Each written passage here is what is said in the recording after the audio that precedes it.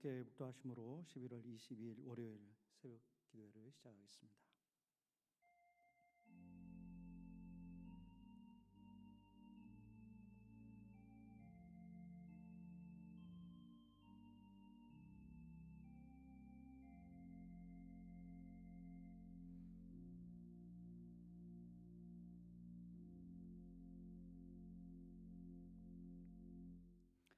하나님, 추수감사절기를 보내고 있습니다. 지금까지 인도하시고 지키시며 채워주신 하나님의 은혜를 기억하며 감사와 영광 올려드리는 우리 모두가 되도록 인도하여 주시옵소서.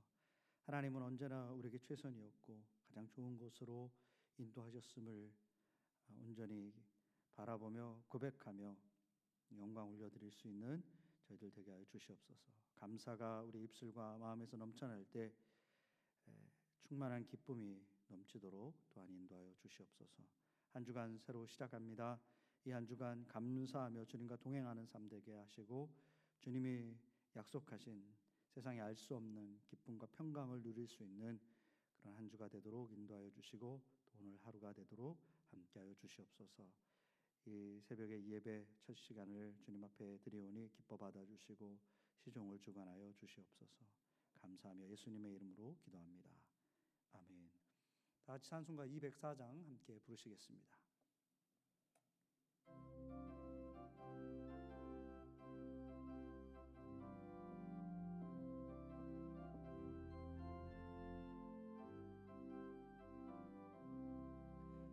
주의 말씀 듣고서 준행하는 자는 반석 위에 터닫고 집을 지음 같아.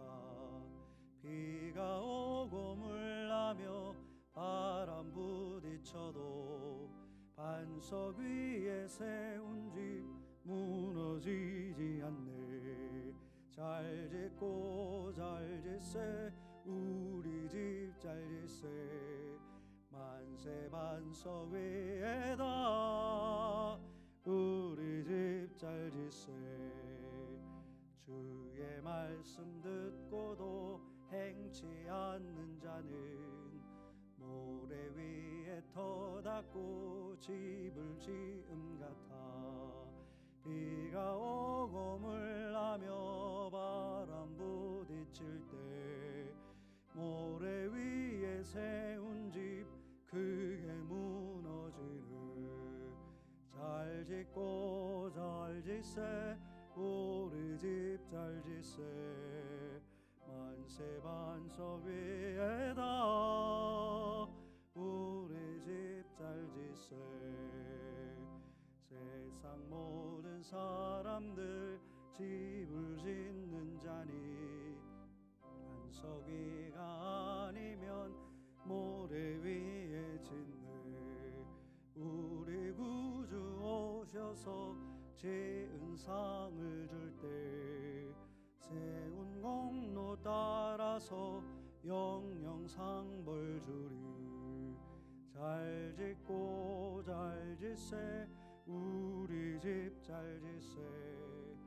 만세 반석 위에다 우리 집 잘 짓세. 하나님의 말씀 아모스 6장 1절로 6절 10절로 14절의 말씀 봉독해 올리겠습니다. 화 있을진저 시온에서 교만한 자와 사마리아 산에서 마음이 든든한 자 곧 백성들의 머리인 지도자들이여 이스라엘 집이 그들을 따르는도다. 너희는 갈레로 건너가 보고 거기에서 큰 하맛으로 가고 또 블레셋 사람의 가드로 내려가라. 너희가 이 나라들보다 나으냐? 그 영토가 너희 영토보다 넓으냐? 너희는 흉한 날이 멀다 하여 포악한 자리로 가까워지게 하고 상하상에 누우며 침상에서 기지개 켜며 양떼에서 어린 양과 우리에서 송아지를 잡아서 먹고 비파 소리에 맞춰 노래를 지절거리며 다윗처럼 자기를 위하여 악기를 제조하며 대접으로 포도주를 마시며 귀한 기름을 몸에 바르면서 요셉의 환난에 대하여서는 근심하지 아니하는 자로다. 죽은 사람의 친척 곧 그 시체를 불사를 자가 그 뼈를 집 밖으로 가져갈 때에 그 집 깊숙한 곳에 있는 자에게 묻기를 아직도 있느냐 하면 대답하기를 없다 하리니 그가 또 말하기를 잠잠하라 우리가 여호와의 이름을 부르지 못할 것이라 하리라. 보라 여호와께서 명령하심으로 타격을 받아 큰 집은 갈라지고 작은 집은 터지리라. 말들이 어찌 바위 위에서 달리겠으며 소가 어찌 거기서 밭 갈겠느냐. 그런데 너희는 정의를 쓸개로 바꾸며 공의의 열매를 쓴 쑥으로 바꾸며 허무한 것을 기뻐하며 이르기를 우리는 우리의 힘으로 뿔들을 취하지 아니하였느냐 하는도다. 만군의 하나님 여호와의 말씀이니라. 이스라엘 족속아 내가 한 나라를 일으켜 너희를 치리니 그들이 하맛 어귀에서부터 아라바 시내까지 너희를 학대하리라 하셨느니라. 하나님의 말씀입니다. 뿌린 대로 거둔다라는 그런 말이 있죠. 갈라디아서 6장 7절에 사람이 무엇이든지 심은 대로 그대로 거두리라라는 그런 말에서 기원된 명언입니다. 세상 누구도 나쁜 것을 거두고 싶어하는 사람은 없을 것입니다. 그런데 세상 사람들의 삶을 가만히 이렇게 보면 나쁜 열매를 맺을 수밖에 없을 정도로 그렇게 살아가는 사람도 적지 않은 것이 사실입니다. 이스라엘 백성들이 바로 그러했습니다. 아모스 선지자는 계속해서 그들에게 경고의 말씀을 전했습니다. 그들이 지금처럼 살아간다면 반드시 나쁜 열매를 맺을 수밖에 없다. 그렇게 예언하고 있는 것이죠. 오늘 본문은 6장이죠. 아모스 6장은 지도자들에 대한 경고의 말씀을 주고 있습니다. 당시에서는 그 영적 지도자가 종교 지도자가 정치 지도자였기 때문에 이 백성들을 다스리는 이 지도자들에 대해서 경고하고 있는 것입니다. 그들이 지금 잘못된 씨앗들을 뿌리고 있다라고 지적하고 있는 것이죠. 자, 그러면 그들이 잘못된 씨앗 뿌리고 있는데 그것은 무엇일까요? 먼저는 교만입니다. 오늘 본문 1절에 보면 아모스 선지자는 화 있을진저, 화 있을 것이다 라고 말씀하시면서 시온과 사마리아 산을 언급합니다. 시온은 남유다 예루살렘을 이야기하는 것이죠. 그리고 북이스라엘의 사마리아 산을 함께 이야기하고 있습니다. 그러니까 남유다와 사마리아가 지금 남유다 북이스라엘이 다르지 않다, 별반 다르지 않게 아주 잘못된 길로 가고 있다라는 것을 지적하고 있는 것입니다. 사마리아 지도자들은 어떠했는가? 그들은 마음이 든든한 자들이었다라고 말씀합니다. 그냥 우리가 읽을 때 마음이 든든하다, 뭐 좋은 이미지로 다가올 수도 있겠지요. 그러나 그들의 배경을 살피면 이것이 어떤 의미를 주고 있는지 알 수 있습니다. 사마리아 성은 당시에 군사적으로 경제적으로 아주 번영했던 곳이었습니다. 이 당시 왕이 여로보암 2세였다고 1장에서 말씀하고 있잖아요. 그때 아주 부강한 나라가 되었습니다. 그래서 당시에 떠오르던 강자 아수르가 북이스라엘을 침공했지만 3년 동안이나 잘 막아낼 수 있었던, 그렇게 군사력이 있었던 그런 상황이었던 것입니다. 그러니까 그들 마음에 이 사마리아 성은 난공불락의 성이다. 그래서 우리는 안전하다라는 그런 확신이 있었던 것입니다. 그런 의미에서 그들은 마음이 든든한 자들이었다라는 것을 오늘 본문은 이렇게 표현하고 있는 것입니다. 그러니까 지도자들의 이런 확신, 우리는 괜찮을 거야, 안전할 거야라는 그런 확신은 안일함으로 이어졌습니다. 이 지도자들의 안일한 마음 때문에 그들을 따르고 있던 백성들도 안일한 마음으로 살아가고 있는 그런 상태인 것입니다. 이러한 확신은 이스라엘 사람들에게 세 가지 착각을 가져오게 했습니다. 첫 번째 착각은 뭐냐면 우리가 최고다라는 겁니다. 2절에서 하나님께서는 갈레, 하맛, 가드를 돌아봐라 라고 말씀하시면서 이스라엘에게 질문을 하고 있죠. 근데 이 나라들, 이 이름들은 당시에 누구나 알 수 있는 큰 도시들입니다. 그러면서 하나님께서 이스라엘에게 질문하시는데 너희가 이 나라들보다 나으냐? 그 영토가 너희들 영토보다 넓으냐? 라는 질문을 하고 있습니다. 하나님께서 왜 이 질문을 하시는 것일까요? 사마리아가 아무리 지금 부강하고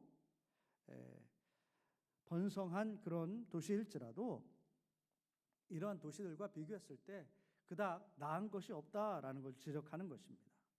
그런데 그들은 마치 자신들이 최고인 것처럼, 최고의 도시에서 최고의 시민으로 살아가고 있는 것처럼 착각하고 교만 가운데 사로잡혀 있는 그런 모습을 지적하고 있는 것입니다.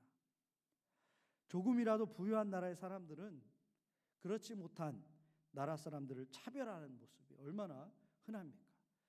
가난한 나라 사람들이 부한 나라에 들어가서 일하면서 돈을 버는 경우가 많잖아요. 그러면 그렇게 이주해 온 사람들을 무시하고 차별하는 경우가 너무나 많이 있습니다. 우리가 이 미국에서 동양인이라고 무시당하면서 살 때가 있죠. 차별주의자들 마음에 사로잡힌 것이 바로 이러한 교만입니다. 우리가 최고다, 우리가 더 우월하다, 그런 마음으로 차별하는 것이죠. 하나님께서는 그 원초적인 교만, 이스라엘 백성들에게 있었던 그 교만을 지적해주고 있습니다. 또 두 번째는 이 번영이 영원할 것이다 라는 그런 착각입니다. 3절에 보면 너희는 흉한 날이 멀다 하여 포악한 자리로 가까워지게 하고, 자, 여기서 말하는 흉한 날은 바로 전쟁을 의미합니다. 전쟁이 흔하게 일어났던 고대에서 가장 흉한 날은, 가장 피하고 싶은 날은 바로 이 전쟁의 날이 아니겠어요? 전쟁이 나고 특별히 패하여서 철저하게 망하게 되는, 사륙당하고 여자와 아이들은 노예로 끌려가고 막 이런 철저하게 망하게 되는 이 날을 의미합니다. 근데 이스라엘은 이 흉한 날은 일어나지 않는다. 뭐 일어날 수도 있겠지. 그러나 그것은 우리와 전혀 상관이 없다. 먼 일에 일어날 것이다 라고 믿고 있는 것입니다. 이 난공불락의 성을 누가 이길 수 있느냐? 우리는 안전하다. 이러한 생각을 하고 있는 것입니다. 이것은 착각입니다. 또 세 번째 착각은요, 예언은 성취되지 않을 것이다. 6절에 보면 그들이 요셉의 환난에 대하여는 근심하지 아니하는 자로다. 자, 요셉은 여기서 북이스라엘을 의미합니다. 자, 이 북이스라엘을 세운 그 지파 중에 중심이 되는 지파가 에브라임 지파거든요. 에브라임이 바로 요셉의 아들이기 때문에 지금 이 북이스라엘을 요셉이라고 그렇게 말하고 있는 것입니다. 이 환난의 날에 근심하지 않는다 라고 말씀하죠. 그러니까 이 말씀에는 북이스라엘이 지속적으로 선포되어지고 있는 이 심판의 메시지, 이것이 결코 이루어지지 않을 것이다. 그래서 이 심판의 메시지가 계속 지금 주어져도 그것에 대해서 마음을 쓰지 않는 겁니다. 근심하지 않고 있는 것입니다. 아모스 선지자는 계속 심판의 메시지를 예언해 왔습니다. 그러나 그들은 그 말을 듣지 않고 있는 것입니다. 그래서 듣지 않기 때문에 근심하고 있지 않는 것이죠. 무시하고 있는 것입니다. 자, 이 세 가지 착각, 이 확신이 그들 안에 가득했습니다. 그렇게 될 때 그들은 결국은 죄악된 삶으로 나아갈 수밖에 없었던 것입니다.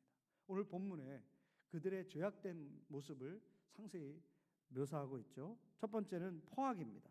3절에서 지도자들이 포악한 자리로 가까워지게 했다라고 지적합니다. 하나님의 심판은 저 멀리 있는 것이고 우리와 상관이 없다라고 여기기 때문에 쉽게 죄를 짓게 만든 겁니다.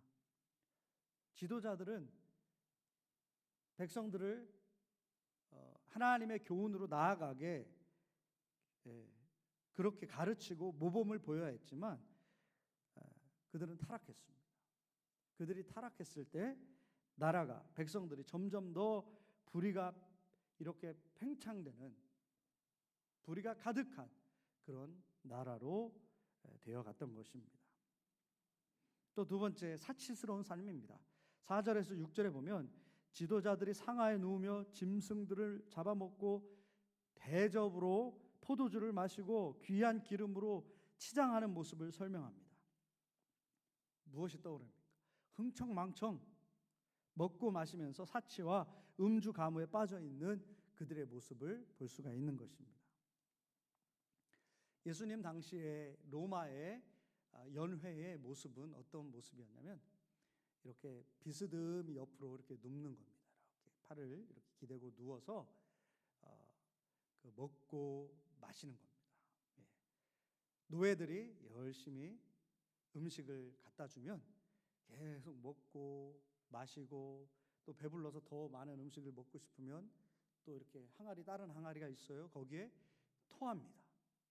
토하고 또 속이 비어지면 또 먹고 마시고 이야기 나누고 그러다가 피곤하면 잠시 눈을 또 붙이고 또 일어나서 또 먹고 마시고, 자, 이러한 상태가 밤새 지속되었습니다. 남자들이 모여서 그렇게 연회를 즐겼던 것이 바로 예수님 당시의 로마의 그런 연회의 모습이었습니다. 그래서 예수님의 최후의 만찬도 아마 그렇게 하지 않았을까. 레오나르도 다빈치가 이렇게 그린 건가요? 최후의 만찬? 예, 거기에 보면 식탁에 딱 둘러앉아서 먹고 있잖아요. 예, 그런 모습은 아닐 것이다. 비스듬히 누워서 그렇게 했을 것이다. 당시 풍습에 따라서 이렇게 보기도 합니다. 근데 사실 보면은 굉장히 불편해 보입니다. 실제로 불편했을 거예요. 그렇죠? 잠깐은 뭐 눈 붙일 때는 편했겠지만 이렇게 기대서 먹고 마신다? 불편한 자세인데 왜 그렇게 했을까? 사실 이것은 아수르의 귀족들의 전통이었던 것으로 보입니다. 그런데 그것을 가져온 것인데 로마인들이 자기 자신들의 부를 드러내며 사치하는 그런 자랑거리로 이 연회를 연 겁니다. 이제 로마가 많은 나라들을 정복해 나가면서 전에는 먹어보지 못했던 수많은 산의 진미들이 막 몰려왔겠죠, 로마로.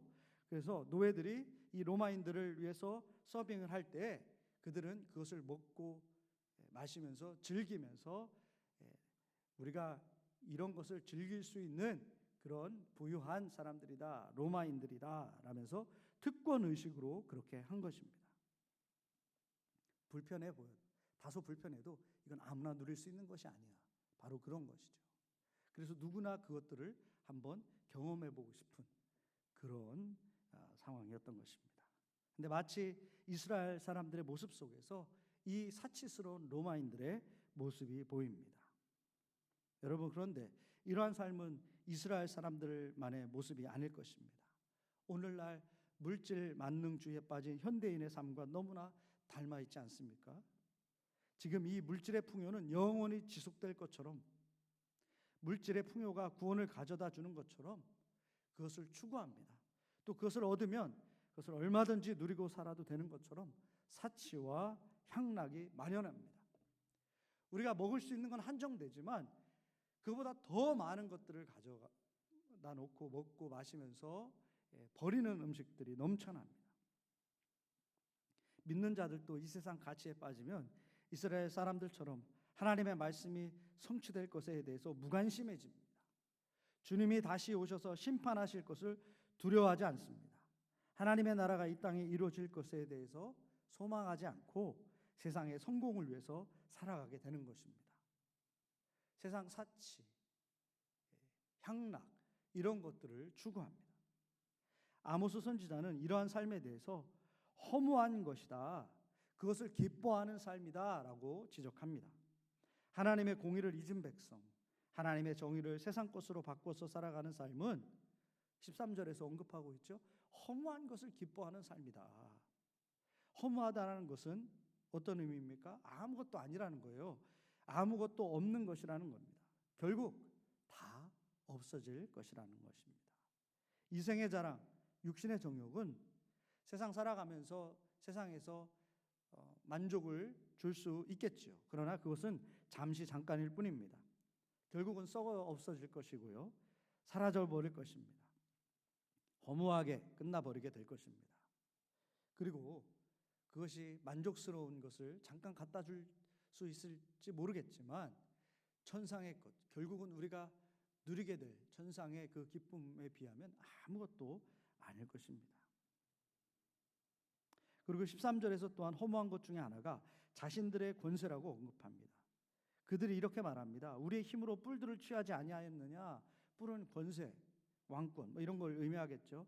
이스라엘이 침공해서 얻은 도시들을 말합니다. 우리가 그러한 힘이 있지 않았느냐. 우리는 그런 힘이 있다. 괜찮다. 그래서 이런 확신을 가지고 있는데 이것 또한 허무한 것이다. 아무것도 아닌 것다라는 것을 의미합니다.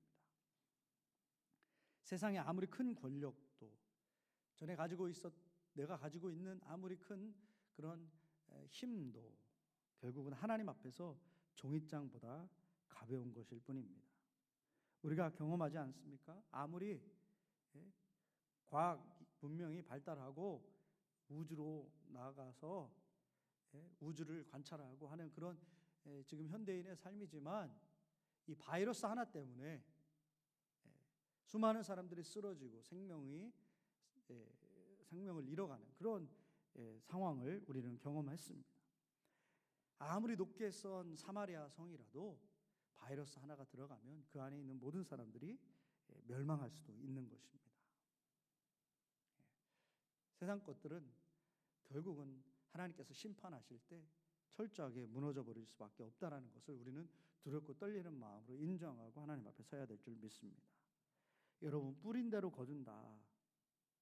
교만과 사치와 방종의 씨를 뿌리면 하나님 앞에서 죄악된 삶을 살아가면 이스라엘 사람들이 그랬던 것처럼 이 심판의 열매를 거둘 수밖에 없는 것입니다.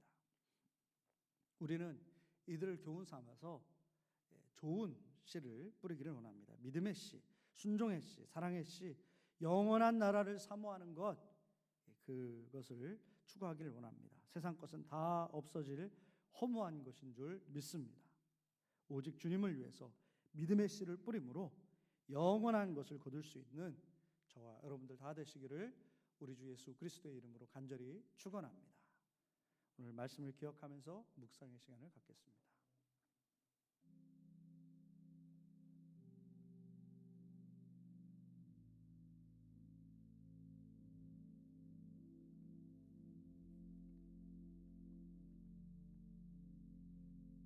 하나님, 주님께서 계속해서 저희들에게 경고하시는 우리 일상의 삶 속에서 잘못된 그런 삶의 모습이 있다면 주님 용서하여 주시고 우리 안에 불의와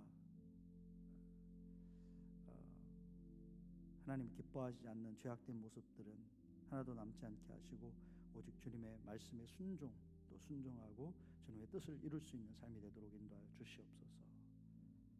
주님 오시기까지 그렇게 순종의 삶을 살아서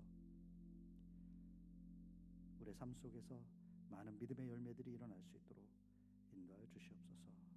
이제는 우리 주 예수 그리스도의 은혜와 하늘 아버지의 놀라우신 사랑과 성령의 감화 감동 역사 충만하심이 오직 주님 말씀대로 순종하며 살기로 결단하고 나아가는 우리 성도님들 머리 위에 이제부터 영원토록 함께하여 주시기를 간절히 축원하옵나이다. 아멘.